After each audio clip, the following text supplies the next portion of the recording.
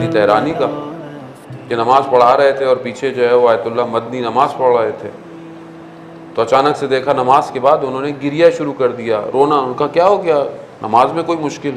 کہا نہیں، میں نے دیکھا نماز جب ختم ہوئی تو لوگ اٹھ کے جا رہے تھے، تو میں نے وقت کے امام کو دیکھا اور امام فرما رہے ہیں یہ لوگ میرے لیے دعا کیوں نہیں کرتے؟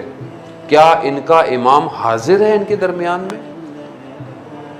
کتنی ہماری پریشانی ہے وقت کے امام کے لیے، ہم کتنا اپنے بارے میں پریشان ہیں اور کتنا امام کے بارے میں پریشان ہیں۔ اسی سے پتہ چل جائے گا کہ ہم اپنے امام کے کتنے قریب ہیں اور اپنے آپ سے کتنے قریب ہیں۔ It's very simple.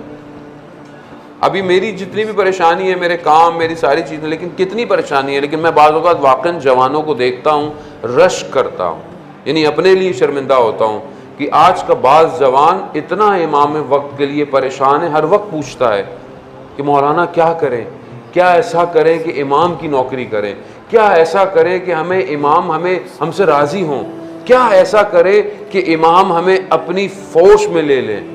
خب یہ واقعاً یہ آج کل کے اس دور کے اندر آسان نہیں ہے کہ جہاں صبح شام جو ہے وہ بمبارڈمنٹ ہے، کس کی؟ کلچرل وار کی، جہاں صبح شام بچہ موبائل، فیس بک، یوٹیوب، نیٹ فلکس کے اس ایرا کے اندر آیا ہے کہ یہ اس سانس بھی نہیں لے پا رہا، مگر اسی کے اندر یہ جوان اپنے وقت کے امام کو تلاش کر رہا ہے۔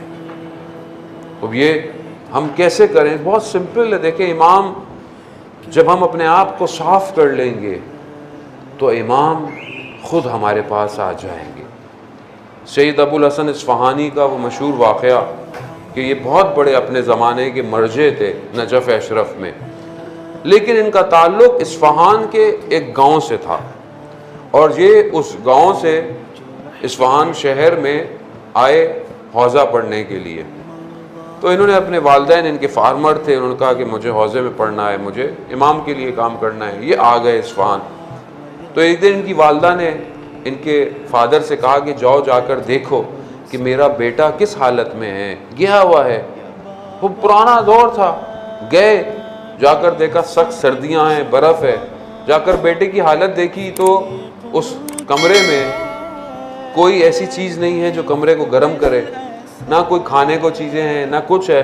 تو فادر نے بولا بیٹا اس سے تو اچھا تھا گاؤں میں کم از کم 2 لقمے تو ملتے تھے کھانے کو، یہ تم کیا چھوڑ کر آ گئے، چلو واپس چلو۔ اب باپ کا حکم آپ کو پتہ ہے شریعت میں باپ کی ولایت ہے، باپ کا حکم ہے، آپ کچھ نہیں کر سکتے۔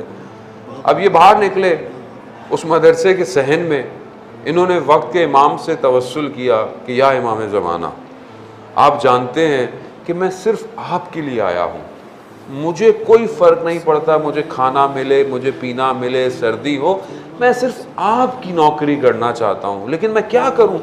میرے والد آ گئے ہیں، مجھے بلا رہے ہیں، میں منع نہیں کر سکتا۔ یہ ابھی اندر گئے کمرے میں تو ان کے مدرسے میں جو کام کرتا تھا وہ آیا، کہا سید کوئی دروازے پر آپ کو بلا رہا ہے۔ یہ جیسے ہی دروازے پر پہنچے تو کیا ایک نورانی چہرہ کھڑا ہوا ہے، کوئی اور نہیں ہے، وقت کا امام ہے۔ کچھ چیزیں دیں سید کو، کہا یہ رکھو، اپنے کمرے میں جانا، کتابوں کو ہٹانا، پیچھے ایک شمع ہوگی، اس شمع کو روشن کرنا، تمہارا کمرہ بھی گرم ہو جائے گا، کچھ سامان ہم تمہیں کل بھجوا دیں گے، اور ہاں اپنے والد سے کہنا ہمارے سر پر ہمارا صاحب زندہ ہے، ہمارا وارث زندہ ہے۔ وہ اب سید ابو الحسن اصفہانی آئے، دیکھا، سب کچھ کیا، تو باپ نے گریہ شروع کر دیا، باپ نے رونا شروع کر دیا، اور سید ابو الحسن اصفہانی اس مقام پہ پہنچے کہ نجف اشرف کے اندر امام کے ان کو لیٹرز آتے رہے ہیں، اور بہت واقعات ہیں کہ میرے پاس ٹائم نہیں، کہ جہاں وہ امام کے اتنے قریب ہے۔